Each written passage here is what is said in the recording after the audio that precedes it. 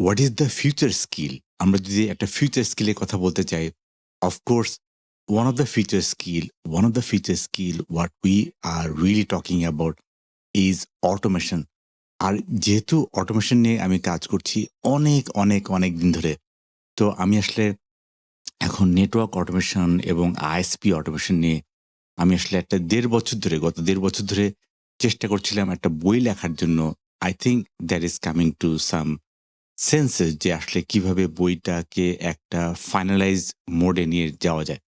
তো আসলে অটোমেশন নিয়ে আমরা আসলে অনেক কিছু বলি, বাট অটোমেশন নিয়ে কাজ করার জন্য আমাদেরকে কিছু বিশ্বাস করতে হবে যে আমাদের অটোমেশনটা আসলে কাজে লাগছে বা আমরা আসলে কিভাবে কাজগুলো করছি।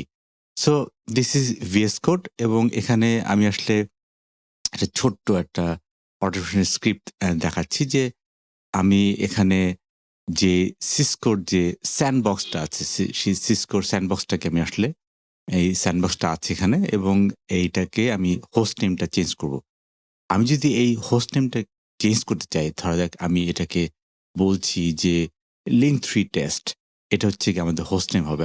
জাস্ট আমি এটাকে প্লে করলাম, মানে রান করলাম অ্যান্ড দেন আমি দেখছি যে আমার রেসপন্স এসছে 204। 204 রেসপন্স আসা মানে হচ্ছে গিয়ে ইট ইজ সাকসেসফুল। এখন আমি দেখতে পারি আমার আরেকটা স্ক্রিপ্ট দিয়ে দেখতে পারি যে ধরা যাক গেট হোস্ট নেম দিয়ে যদি আমি আরেকটা স্ক্রিপ্ট দিয়ে যদি আমি চালাই এবং সেখানে কিন্তু আমি দেখতে পারবো যে আসলে what is the host name. আমি যদি এখন এটাকেও চালাই তাহলে আমি একটা ধারণা পাবো যে what is the host name. এখন নতুন হোস্ট নেমটা আসলে কি এসছে?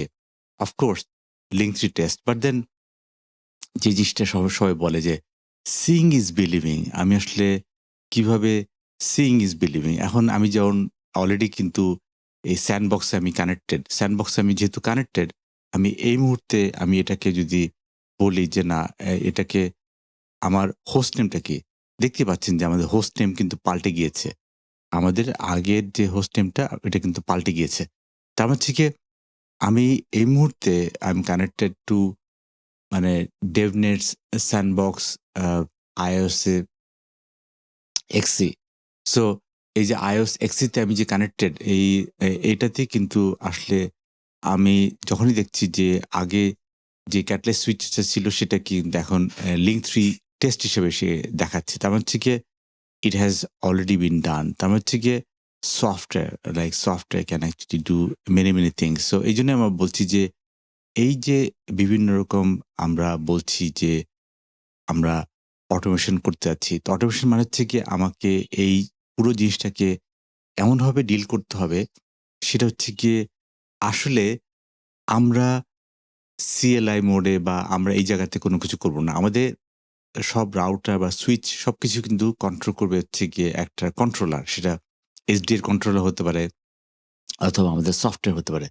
আমাদের সফটওয়্যার যেমন আমাদের সফটওয়্যার এখন is talking to MikroTik, আমাদের software is talking to OLT, our software is talking to বিভিন্ন এজ রাউটারে। So the software can talk to anything. So অটোমেশনে এই ব্যাপারটা যে এখন যেহেতু একটা SDN কন্ট্রোলার কি করে? একটা SDN কন্ট্রোলার কিন্তু কমিউনিকেট করে হচ্ছে গিয়ে অল রাউটার। সো এই রাউটারের যে ম্যানেজমেন্ট প্লেন আছে সেই ম্যানেজমেন্ট প্লেনে কিন্তু রাউটার সেই যে আমরা যেটাকে বলছি যে একটা SDN controller what it does, it translate the business intent। আমার বিজনেস ইনটেন্টটাকে সে ট্রান্সলেট করে কিন্তু সে তার মতো করে সে যে রাউটারের জন্য যেই কমান্ড প্রযোজ্য সেই প্রযোজ্যতাতেই কিন্তু এসে তাকে ওয়ার্কআউট করে। তার মানে হচ্ছে গিয়ে দিন শেষে আমাদেরকে অটোমেশনে হাঁটতেই হবে। আর আমরা যদি অটোমেশনে না হাঁটি আরেকজন হাঁটবে। Because automation is bringing efficiency. It brings down the cost and it gets the efficiency out of everybody। আজকে এ পর্যন্তই। থাকছেন তো সামনে।